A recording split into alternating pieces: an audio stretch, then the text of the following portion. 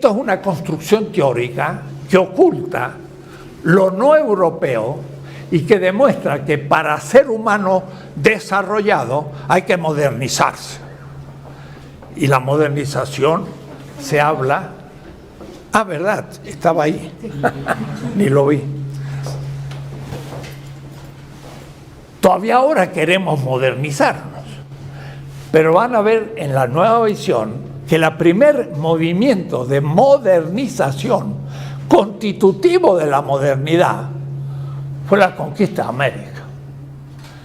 Y Habermas, hoy filósofo todavía viviente en Alemania, dice, pues hay que convencer al contrario por argumentos para llegar a un consenso. Está muy bonito. Es lo que hicieron en América. Bartolomé Las Casas escribió un libro enorme, el modo que debieron usar para evangelizar, decía él, a estas gentes. Vamos a ver qué es lo que dice Bartolomé Las Casas. De hecho, lo que usaron los españoles fue la violencia irracional. Y ahora predican que hay que argumentar para convencer al contrario.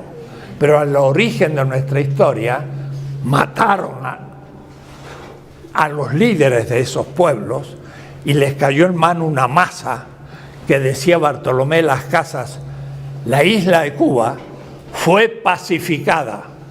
Y él, Bartolomé Las Casas, era soldado de Velázquez, un joven soldado de 18 años en Cuba.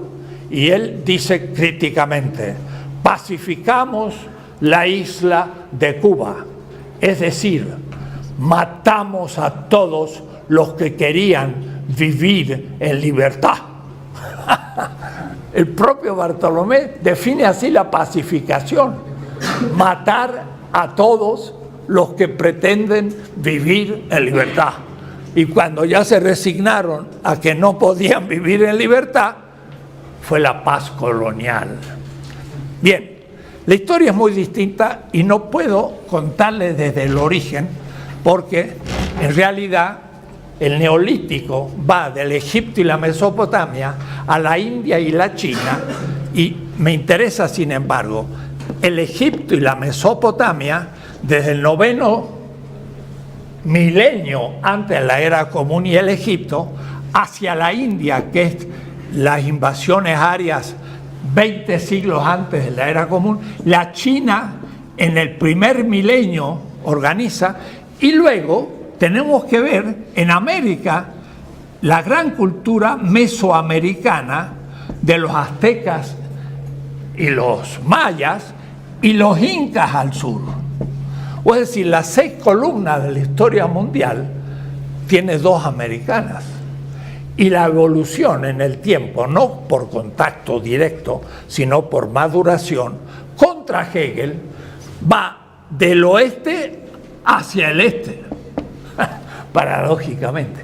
Y ahí es donde hay que estudiar en nuestros colegios, en universidades y demás, en aquella etapa primera de la revolución urbana, los aztecas, los mayas, los chibchas, los incas. Y ahí, ¿qué son estos pueblos americanos? Son el extremo oriente del oriente extremo. Son asiáticos todos.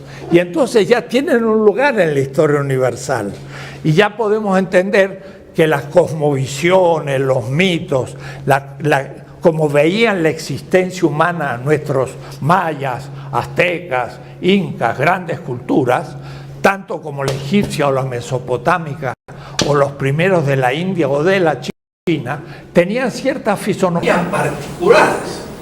El gran dios de los aztecas se llamaba Omé, Teotl, el dios dos de la dualidad.